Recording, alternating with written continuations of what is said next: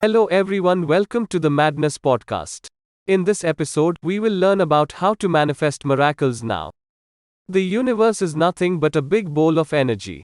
The energy that attracts and repels. That is how dreams are either manifested or avoided.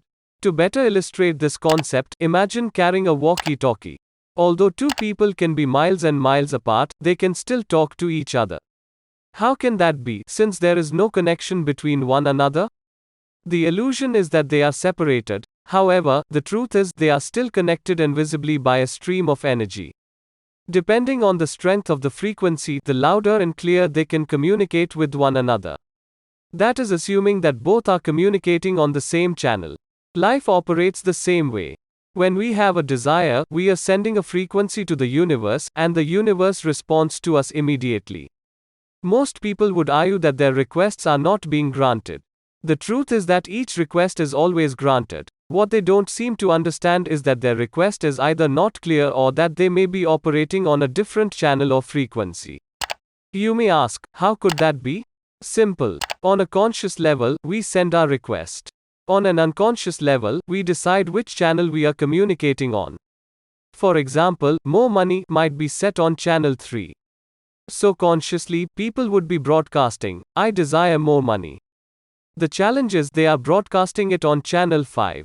Is that being the case, what governs the channels unconsciously? Our beliefs. The universe is always giving you that which you believe you deserve, not that which you desire. When what you desire and what you believe are the same, will the universe manifest it immediately? Why? Because all you need to do is ask, and you shall receive. So how do we change our channels unconsciously so that they will match our request? The same way we created them. We created our beliefs by using life experiences that we attached a meaning to. For example, we asked someone to dance, and the person said no.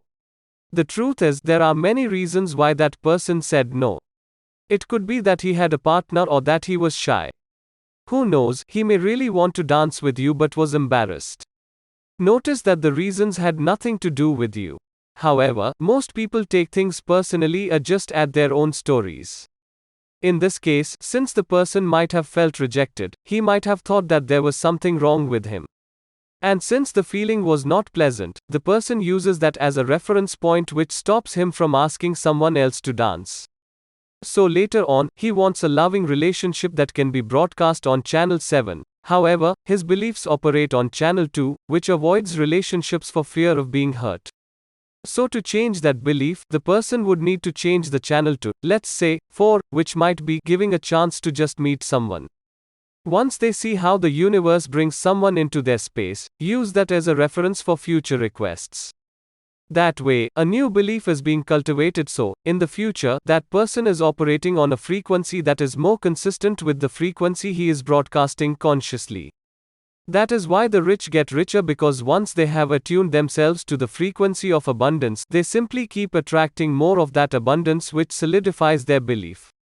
It becomes a never-ending cycle. And that is what the Manifest Miracles video teaches, how to align yourself into that space where you become a miracle maker.